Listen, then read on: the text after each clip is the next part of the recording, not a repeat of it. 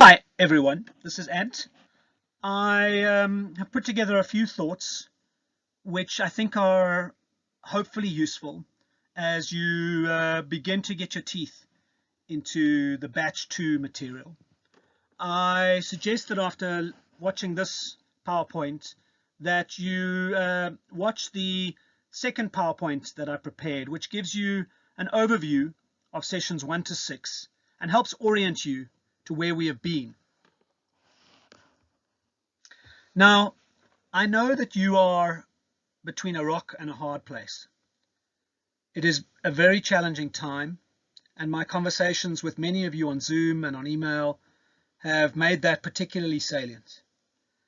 I have become much more aware of those constraints and of the very difficult circumstances that many of you are facing.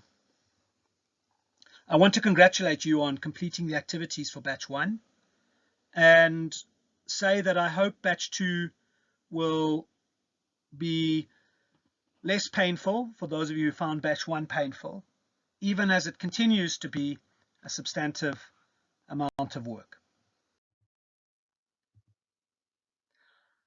We're working, all of us at GIBS, the program management team, the faculty, to be flexible, to respond where possible. I really want to, and I think we all do, smooth the road for you and make it as smooth as possible, understanding that it is not a smooth journey. It is a very tough journey. We're aware that there's lots of work in this course, lots of activities. We are bound by the Council for Higher Education and the University of Pretoria in terms of the requirements for what are called notional hours, which are the hours that students spend in active engagement with the material.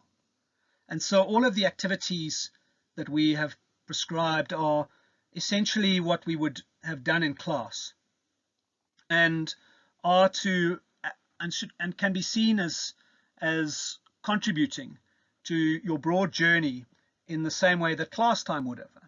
I know it can be frustrating as you want to work, many of you, on the assignment, but there are these regulations and commitments which we are bound by.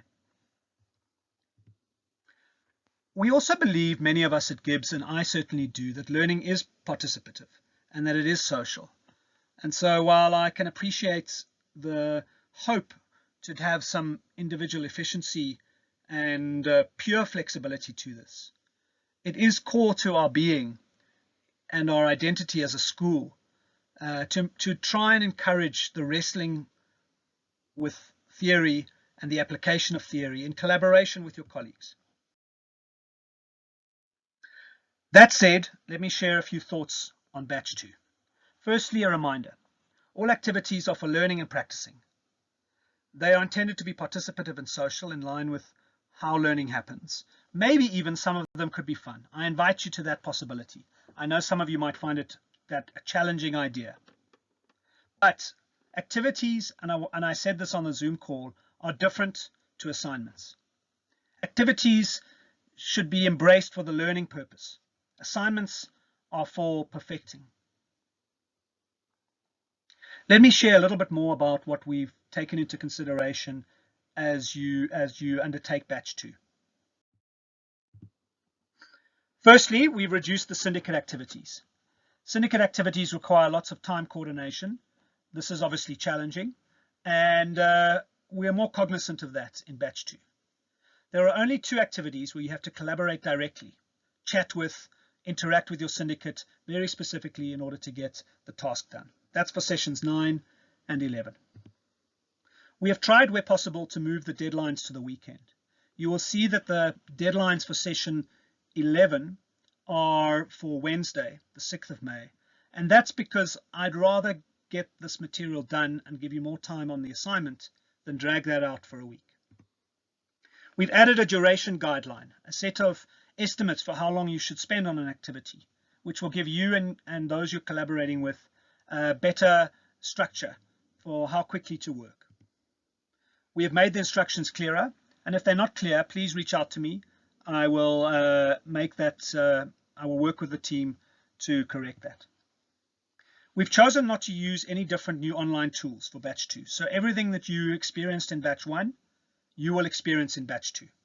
Voice over PowerPoint, YouTube links, Harvard Business School simulations, and multimedia cases in this case, but the HBS platform, the discussion boards that you've become familiar with, and the journal.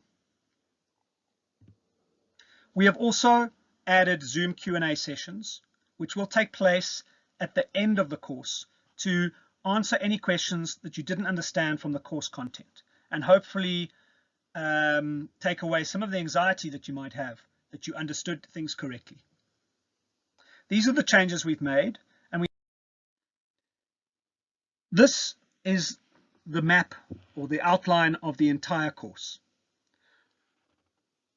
In the other video, introductory video, I describe my perspective on what sessions 1 to 6 are about at a high level. Now I take you more into what is ahead. First up is the topic of measurement. It would be nice if you could measure whether your strategy is being implemented well before the financial results or the sales numbers come up. And so in this session, we look beyond financial measures into non-financial measures and into what are called lead measures as opposed to lag measures. So if we think about a logic, if we achieve X, then Y will be the result. And we look to measure X. In this session, we expose you to the balanced scorecard and a simulation on that balanced scorecard as an example of one of the ways of conceptualizing measurement, non-financial measurement. That session will be taken by Elton Dawkin. In session 8, you will look at the challenges of changing direction. What if your strategy fails?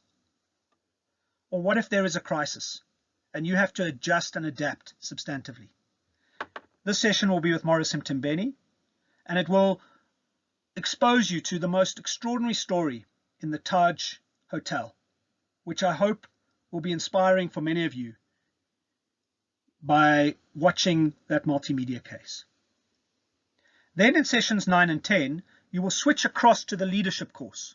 You will find all of this material in the leadership section of Aspire, not in the strategy implementation section. Although it is one broad body of work, these two sessions are strictly speaking leadership sessions.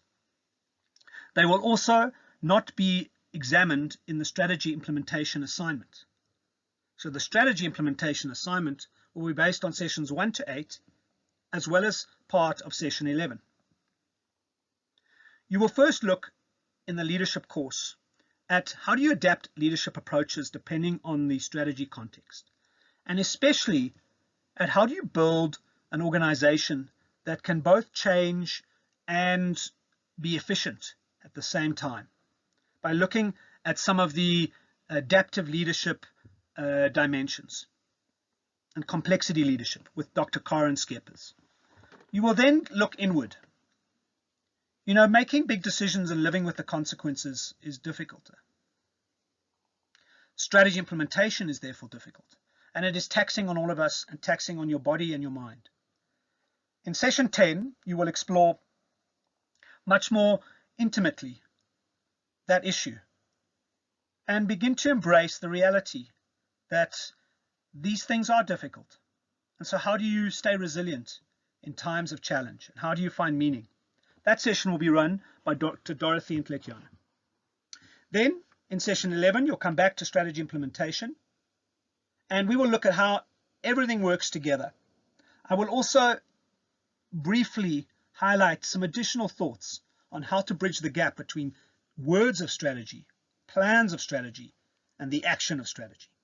That material will shortly be available. Once again, this is your faculty team.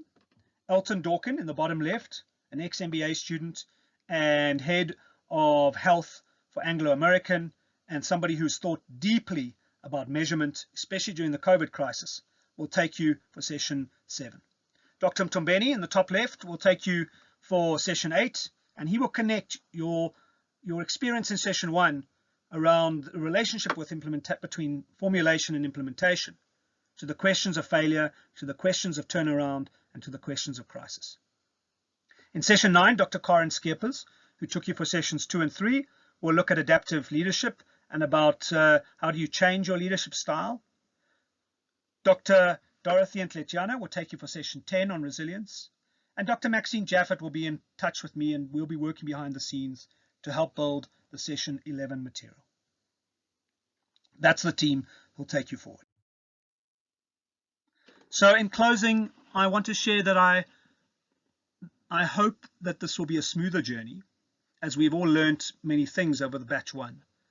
It remains a lot of work, but I hope that the small changes we've made will actually be material and substantive in enabling you to learn more efficiently, grasp the material, collaborate with one another, and enrich your understanding of the strategy implementation journey.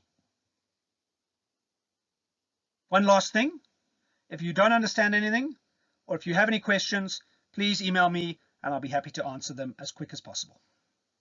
Thanks guys, and good luck with batch 2.